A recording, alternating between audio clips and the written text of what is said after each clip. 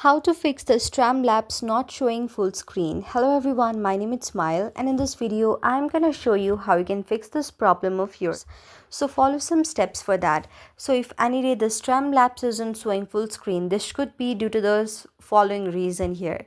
So check the display capture settings for that. Go to your sources in the Streamlabs and click on your display capture source. Select transform fit to screen, which will ensure you that the source fits on the entire screen. And also you can check the base and output resolution. Go to the settings for that, which is the gear icon. Navigate to the video option. Ensure that both base, that is canvas resolution, and the output resolution are set to match your screen resolution. Click on the done option and see if it resolves the issue. But if it does not, then check the game or window capture. If you are capturing a specific game or window, make sure it is set to the correct source. Right click on the game capture or the window capture source and go to the transform feed to the screen. If you are capturing a specific window, ensure the window is not minimized as it might not display properly.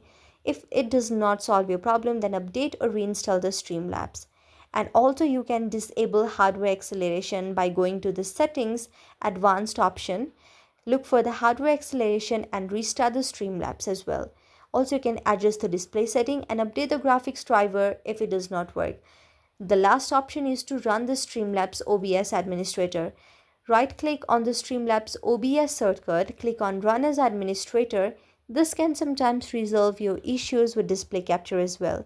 So if none of the solution work, it might be helpful to check the Streamlabs support forums or community for the more specific advice related to your setup.